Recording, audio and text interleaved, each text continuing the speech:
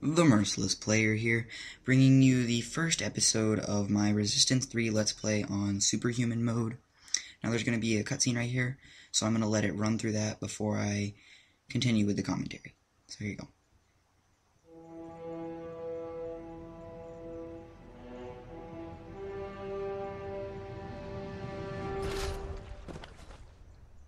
I killed Nathan Hale. I had no choice. He was becoming one of them. He could have stopped me, but I think he wanted to die. At least that's what I keep telling myself.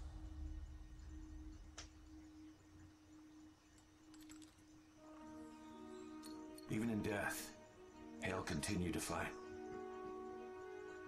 Dr. Malikov found a unique protein in Hale's blood. He isolated it, created a vaccine. Finally, a cure for the Chimera virus.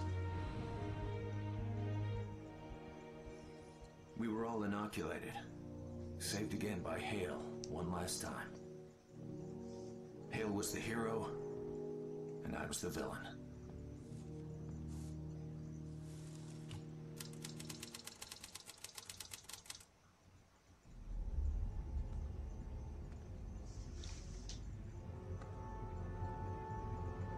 % of the world's population had been killed or converted by the Chimera. Those of us remaining did what we could to remind ourselves we were human. Susan and I found each other, fell in love. We both wanted to forget the past. We vowed to stop fighting and start living. I kept that vow as long as I could.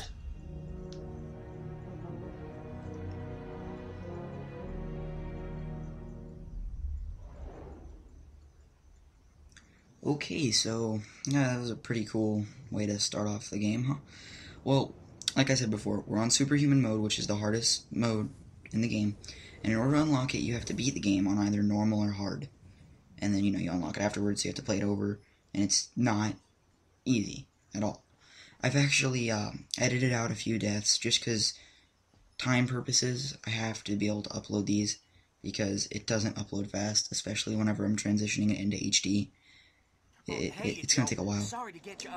Now, whenever people talk, I'll probably let them talk. Like, right now, I talked over him, but I'll probably just, quiet and let the speech go. But we're good for now. I'm playing, in this gameplay, I'm playing with a friend right there. That is Barrel Roll Lord. He is a member of my clan. And me and him are doing this. And we're going to beat the game on Superhuman mode, which... not going to be easy, but we will do it. And for those of you who don't know, Resistance 3 is a first-person shooter on the PS3, and it sort of has that common alien versus human theme, but I think it executes it really well. So, yeah, you get a total of, I want to say 12 guns throughout the game. Each one with special abilities. The first two you get here are the Bullseye and the 44 Magnum. Or no, is it 45? I don't know. It's a Magnum. And to me, I call it the Exploding Pistol. Basically, you shoot an enemy, and it's kind of like a crossbow, kind of, from Call of Duty.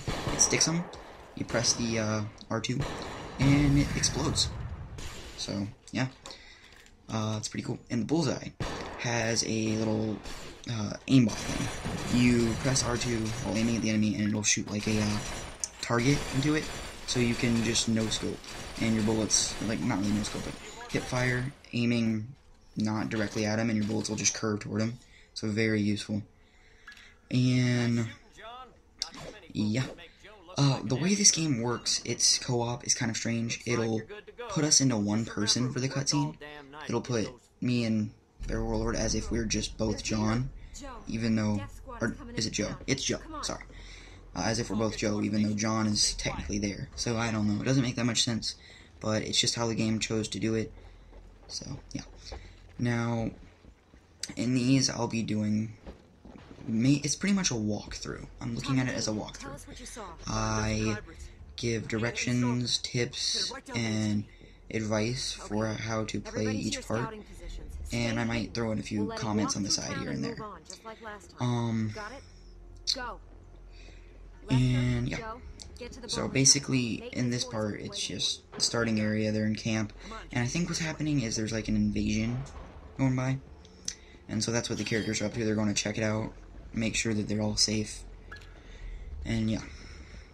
So this is a pretty good start, honestly. Like, it's a little boring here and there because, you know, you're just being stealthy right here, but once the action picks up, it is a pretty good beginning for the game. So but yeah, there's really nothing to say right now because this is just such a slow part. Come on. So Let's stick to the tunnels.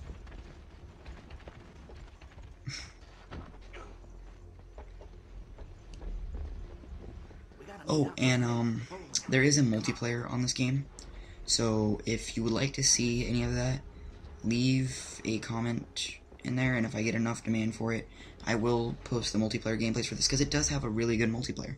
I'll give it that. They did a nice job on it. And yeah, it uses all the same guns as, you know, campaign, but it's still great. Now, I'll go ahead and use this time that I have here, since there's nothing to explain, or nothing else to explain, to go ahead and describe the types of things that I'll be saying more specifically. Well, whenever you grab a specific gun, I'll tell you all the characteristics of it, how to use it, when to use it. Like, the bullseye is more of a long-range weapon.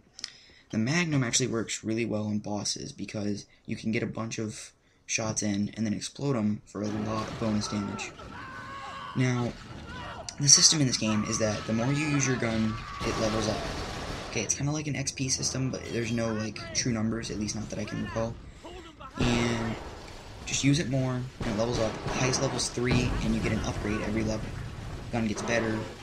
Yeah, except for one gun, the Marksman, which I'll talk about more later, but it gets a scope when you upgrade it. I like the normal sights better than the scope, but that's my opinion. I guess it's still technically an upgrade. This part is pretty simple. You just play. Now this part, I don't know why I said that. I said it too late because I was in the middle of talking. But the part before, where you just fight some Chimera on the side, it's easy. Just gun them all down. They're no big deal. Now this part, as you'll see right there, I tossed an EMP grenade. What that does is downs its shield, making it completely vulnerable to anything you throw at it, shoot at it, or spit or knife at it, whatever your methods of attack are. Makes it vulnerable. Now the shields are not permanently down. If you climb up to this top part, you can grab more EMPs, which I did, but it puts you massively exposed, I should say, just massively exposed. And, you know, that doesn't help at all, so I think I do die, or not die down here, yeah. But my friend successfully gets me. And, yeah, and we continue. Now, the way I found the best thing to do is to shoot at the eye, specifically. I'm not 100% sure if that's the best way to take him out, but it seemed to work well. And that's with either gun. Now, the best gun for taking him out is by far the bullseye. Or not the bullseye, sorry, the Magnum. Alright, here's another cutscene, so I'm gonna let you watch that. Get him out of sight. And get back underground. Everybody! All scouts, report in. North outpost, clear. South outpost, clear. West outpost is clear. Tommy Dean, report in. Tommy Dean, do you read me? Susan. Joe. Oh. I thought I lost you. I'm okay. How is he? Well, fever's down. A little.